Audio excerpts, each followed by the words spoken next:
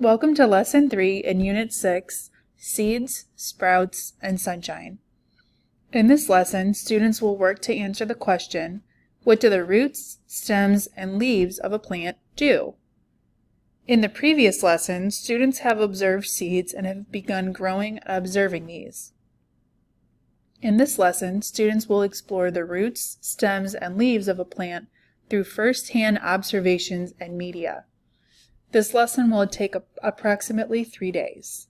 Students will be able to identify these plant parts and determine what they do. In the Engage portion of this lesson, ask students, why do you think a plant has different parts of its body?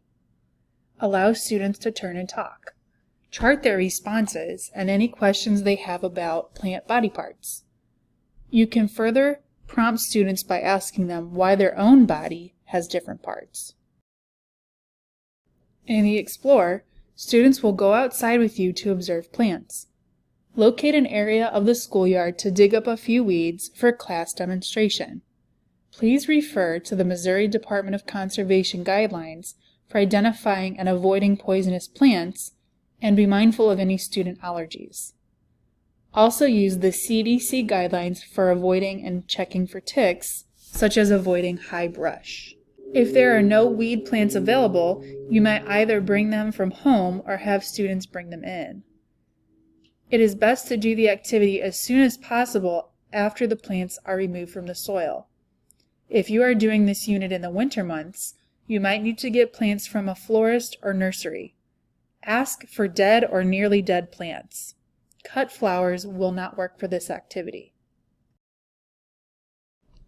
Tell the students that they are going to investigate some real plants from top to bottom by digging them up with trowels. The plants they will use are the ones most people would call weeds. Since a weed is a plant that was not grown intentionally, people generally do not mind if they are dug up. This may be done in groups or as a class demo. The teacher should have extra weeds as well. Dig up the weeds, keeping as much of the root intact as possible. Gently shake the soil from the roots and take the plant back to the classroom. While students are exploring outside, ask them to identify roots, stems, and leaves that they see. They can also identify roots, stems, and leaves of plants they do not dig up, such as trees.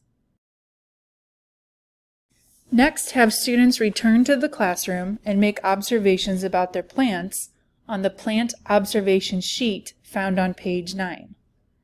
Ask the students what they notice about their plant. Can you identify any plant parts? If so, which parts? With your guidance, have the students label and discuss the roots, stems, and leaves. Read the book, From Seed to Plant.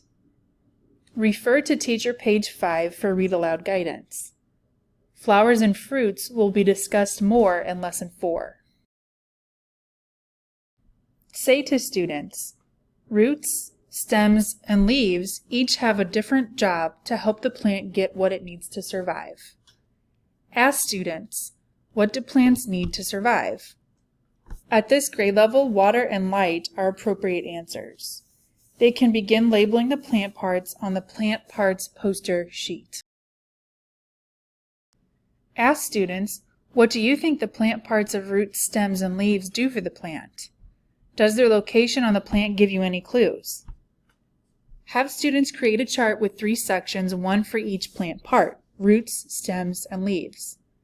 Have them define the functions of each plant part on student page 11. You will find the answer key for this activity on teacher page 8. Ask students, how do you think roots, stems, and leaves help plants survive? Would a plant be able to survive without one of these things? Why or why not? Allow students to turn and talk to partners, then share a few answers to the whole class. Students should complete the plant part function sheet either on their own or with a partner. Check answers for accuracy. In the Elaborate portion of this lesson, read the book, The Vegetables We Eat. See the Read Aloud Guide on Teacher page 9. Only certain pages will be read in this lesson. The rest of the book will be used in Lesson 4. Pass out the plant-vegetable models and have students look at them and describe the ways that they are alike and different. Students will focus on their similarities and differences. Discuss the student observations. Next, have students think about what they ate for lunch or dinner. Did any of their food come from a plant? Was it a root, stem, or leaf? If students mention fruits or flowers, you can tell them that they will learn more about them in the next lesson. Where does their food come from? How does it get to us? Refer to the lesson plans for an optional activity using celery stems to carry colored water up the plant. In the evaluate, have the students look at the plastic vegetable models. Have them sort them into roots, stems, and leaves, or other category. Have students draw and label a picture of a plant getting what it needs to survive and complete the Plant Needs and Parts sheet. Teacher guidance is found on teacher page 10. Ask students, remember the video of the maple fruit drone? What have we learned about plants that might help us design our own plant-inspired inventions? Ask students, what have we figured out in this lesson that can help us answer our questions about our phenomenon of the plant growing? What new questions do we have? Chart student responses.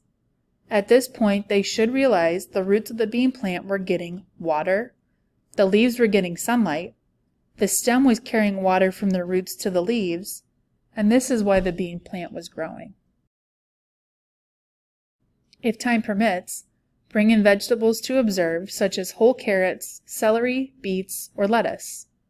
Classify the parts as root, stem, or leaf. You could also use this as an opportunity to visit your school garden if you have one. By the end of this lesson, students explored the roots, stems, and leaves of a plant through first-hand observations and media. Students figured out that roots take in water, stems bring water up into the plant, and leaves take in light to help a plant grow. Humans eat many different plant parts. This lesson introduces the general parts of a plant. In the next lesson, students will more deeply explore flowering plants by considering how a flower forms a fruit with seeds.